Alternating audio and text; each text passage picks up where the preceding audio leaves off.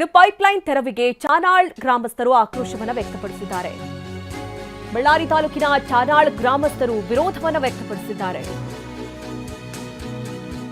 ಚಾನಾಳ್ ಗ್ರಾಮದ ಕೆರೆಗೆ ಹಾಕಿದಂತಹ ಪೈಪ್ಲೈನ್ಗಳನ್ನು ತೆರವು ಮಾಡಲಾಗ್ತಾ ಇದೆ.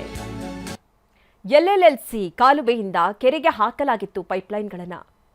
ಜೆಸಿಬಿಗಳಿಂದ ಏಕಾಏಕಿ ಪೈಪ್ಲೈನ್ ಅನ್ನು ತೆರವು ಮಾಡುವಂತಹ ಕಾರ್ಯಗಳು ನಡೀತಾ ಇದೆ. ಬೆಳೆ ಬೆಳೆಯೋದಕ್ಕೆ ಜಮೀನು ಹದ ಮಾಡ್ತಾ ಇದ್ರು ರೈತರು. ಈಗ ಸಿಬ್ಬಂದಿ ಜೊತೆ ಚಾನಾಳ್ ಗ್ರಾಮಸ್ಥರು ವಾಗ್ವಾದಕ್ಕಿಳಿದಿದ್ದಾರೆ. ಆ ದೃಶ್ಯಗಳನ್ನು ಗಮನಿಸ್ತಾ ಇದ್ದೀರಿ.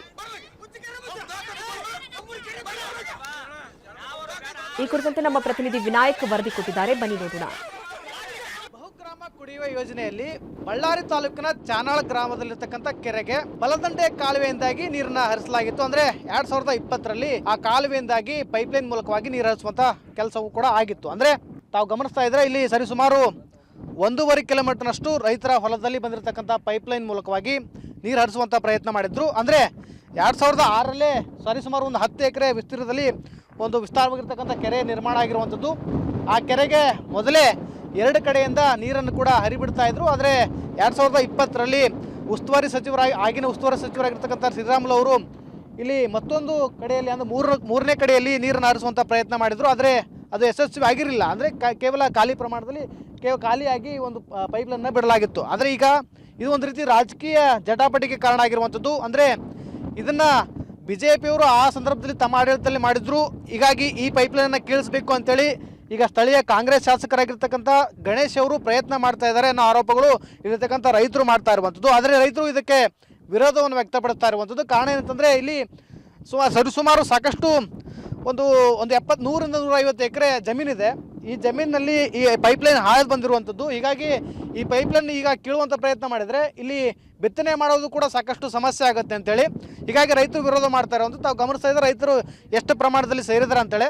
ಇದಕ್ಕೆ ಸಂಬಂಧಪಟ್ಟಂತೆ ರೈತರನ್ನ ಕಂಟ್ರೋಲ್ ಮಾಡೋದಕ್ಕೋಸ್ಕರ ಸಾಕಷ್ಟು ಪೊಲೀಸ್ ಸಿಬ್ಬಂದಿಗಳು ಕೂಡ ನಿಯೋಜನೆ ಮಾಡಿರುವಂಥದ್ದು. ಕಾರಣ ಅಂತಂದರೆ ಯಾವುದೇ ರೀತಿಯಂಥ ಗಲಾಟೆಗಳು ಆಗಬಾರ್ದು ಅನ್ನೋ ದೃಷ್ಟಿಯಿಂದ ಇಲ್ಲಿಗೆ ಪೊಲೀಸ್ ಸಿಬ್ಬಂದಿಗಳನ್ನು ನಿಯೋಜನೆ ಮಾಡಿದ್ದಾರೆ. ನಾನೀಗ ರೈತರನ್ನು ಕೂಡ ಮಾತಾಡ್ತೀನಿ. ಸರಿಗ ತಾವು ಬಿತ್ತನೆಗೆ ರೆಡಿ ಆಗಿರುವಂಥದ್ದು, ಈ ಸಂದರ್ಭದಲ್ಲಿ ಏಕಾಏಕಿ ಜೆಸಿಬಿಗಳಂತಂದು ಈ ರೀತಿ ಭೂಮಿಯನ್ನು ಹಾಳು ಮಾಡಿರುವಂಥದ್ದು, ತಾವೇನು ವಿರೋಧ ವ್ಯಕ್ತಪಡಿಸಿದ್ರು ಸರ್? ಇದೆಲ್ಲ ರಾಜಕೀಯ ಪ್ರೇರಿತವಾದ ಸರ್. ನಮ್ಮ ಗ್ರಾಮದಲ್ಲಿ ಶಾಸಕರ ಗುಂಪು ಒಂದು ಕಡೆ, ಇಡೀ ಗ್ರಾಮ ಮತ್ತೊಂದು ಕಡೆ. ಇಡೀ ಗ್ರಾಮ ಇದೇ ಪೈಪ್ಲೈನ್ ಮೂಲಕ ಕೆರೆಗೆ ನೀರು ತುಂಬಿಸಿ ಅಂತೇಳಿ ಗ್ರಾಮದ ಎಲ್ಲ ಜನಗಳು ಆಗ್ರಹ ಮಾಡ್ತಾ ಇದ್ದಾರೆ. ಆದರೆ ಆ ಶಾಸಕರ ಗುಂಪು ಈ ಪೈಪ್ಗಳನ್ನು ಕೀಳಿ ಬೇರೊಂದು ಕಡೆಗೆ DP 23ಕ್ಕೆ ಸ್ಥಳಾಂತರ ಮಾಡಿ ಸುಮಾರು 68 ಲಕ್ಷ ರೂಪಾಯಿ ಈ ಒಂದು ಪರ್ಯಾಯ ಕಾಮಗಾರಿಯನ್ನು ರೂಪಿಸಿ ಆ ದುಡ್ಡು ಹೊಡೆಯೋದಕ್ಕೆ ಇದೆಲ್ಲ ಹುನ್ನಾರ ಸರ್, ರಾಜಕೀಯ ಪ್ರೇರಿತ. ಈ ಕಾಮಗಾರಿನ ಡ್ರಾಪ್ ಮಾಡಿ, ಈಗೇನು ಹೊಸ ಕಾಮಗಾರಿ ಪ್ರಾರಂಭ ಮಾಡಿದಾರಲ್ಲ ಅದನ್ನು ಡ್ರಾಪ್ ಮಾಡಿ, ಅಂದರೆ ಅದನ್ನು ನಿಲ್ಲಿಸಿ ಈಗಿರೋ ಪೈಪ್ಲೈನ್ ಮೂಲಕ ನೀರು ತುಂಬಿಸಿದರೆ ಏನೂ ತೊಂದರೆ ಇಲ್ಲ ಸರ್. ಇಲ್ಲಾಂದರೆ ಗ್ರಾಮದಲ್ಲಿ ಜನಾಂಗೀಯ ಘರ್ಷಣೆಗಳಾಗ್ತವೆ.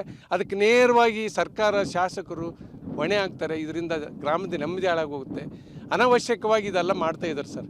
ಇದು ಯಾವುದು ಗ್ರಾಮ ಇದನ್ನು ಇಷ್ಟಪಟ್ಟಿಲ್ಲ ಸರ್.